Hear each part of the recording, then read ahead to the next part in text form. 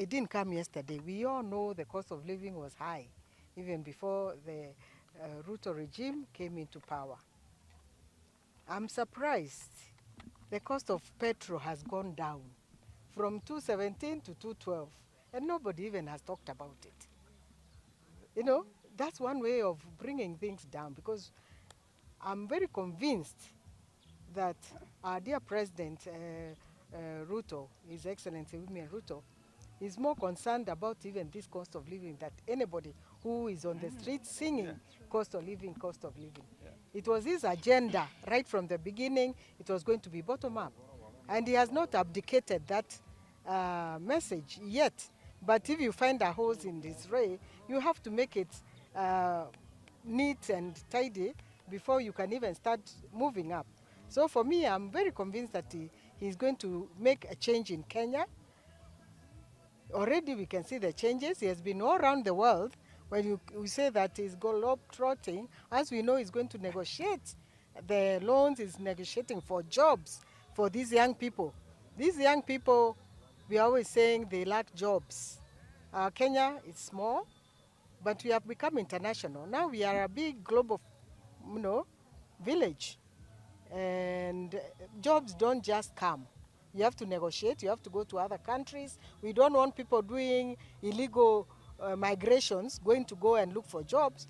And that's why he has been going around to make sure that we do legal. Like now we have, I think, thousands of jobs ready for Kenyans. Thousands. Because I know one country 10,000, another country 100,000. So our youth definitely are getting good jobs. Now Jim has articulated it very well. We have one common problem in this country, and that is the problem of the economy. Jim here is an icon, and I want you to note this. We have had two struggles in this country. The first one was for our independence, which we attained. And these grounds here in Meru, we had two major heroes, Musa Mwariama and Baimungu, who knew what it took to struggle for the independence of this country, who gave up their lives for the struggle of this country. The second liberation, you have a hero here in Jim, standing right here, liberated us from our own local colonialists, and it was a democratic liberation, so that we have democratic space where we can choose our leaders. We are now in what you call the third phase of our liberation, and that is called economic liberation. The greatest freedom of all is when people have money in their pockets to do unto which they want to do. It's the greatest liberation. And unfortunately, we are at a stage where we are at the greatest enslavement of economic liberation. We are being enslaved. The president the other day said that his only problem is debt. 2 days ago. That is the only problem. Hakuna kitu kingine. That out of 10 shillings, 7 shillings is going to pay debt. That is our enslavement. We have said for over 1 year now that this debt is not legal debt. This debt we should not be paying. This debt is enslaving us and finishing us. It is the reason why we have high taxation. It is the reason why we have the fall of the shilling that Jim was talking about. It is the reason why we are going nowhere economically. I can tell you categorically, hakuna taa huku mbele. There is no light with the method this government is using. As long as they are paying this useless debt, this illegal debt, they are going nowhere. They are not going to solve this problem. In fact, every single day we live is going to get worse. We also know that they have reached the stage where they cannot pay this debt. And very soon, life is going to become unbearable to us. We are not going to take it, because those who have brought us to this bankruptcy cannot get us out of it. You cannot have a manager in a company who takes you to the brink of bankruptcy, alafu unasema yeye ndio atatutoa. It is not possible. It is not possible. So we have given them notice. Labda some of you think we are just talking. We have given them notice. We have said that by the end of March, if this does not change, then you shall see action that is synonymous to action that brought the first liberation of Kenya, synonymous to that brought the second liberation of Kenya, and will bring the third right before your eyes. And I have to say, without any fear of contradiction, that the state of the economy in Kenya is on a downward slide. The Kenya shilling is falling at an alarming rate.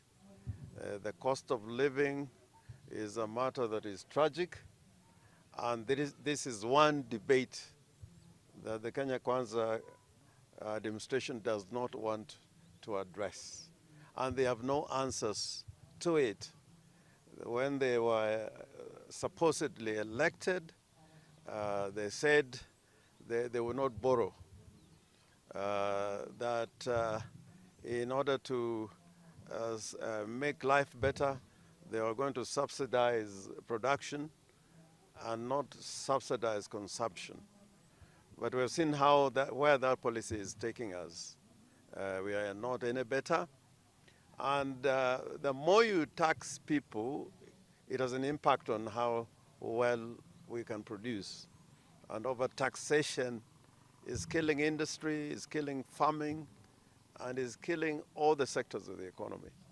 And there is no answer in sight. I can say, without any fear of contradiction again, that come the next 6 months, the situation in Kenya is not going to go and to become any better. We who are the counties, the monies that are supposed to come to the counties, they are not coming, and if they come, they don't come on time. My friend Amolo&Orengo is here. Even other funds, including the CDF, is not being remitted by the national government. So we are in a terrible situation. Now, the worst part of it is the onslaught on the judiciary. It is unfortunate, it is reckless, and I think the Chief Justice has already said to the President, give me the evidence, because judges are not above the law. Judges can be arrested like any other person. There are judges who have been arrested for corruption, and we are not saying there's no corruption in the judiciary. If he had evidence, then this conversation can come to an end by arresting the corrupt magistrates and judges, and we'll say hallelujah, because we also don't support corruption in the judiciary. But he has no powers to threaten the judiciary. The Constitution is very clear on how you can deal with judges, with magistrates, where criminality is not involved. If there is a criminal offense, report to the Director of Criminal Investigations or to the Anti-Corruption Commission. It will be dealt with without so many of these speeches. So I say and repeat, give us a break. If you have nothing to talk about, please don't interfere with the judiciary. It is a co-equal arm of government.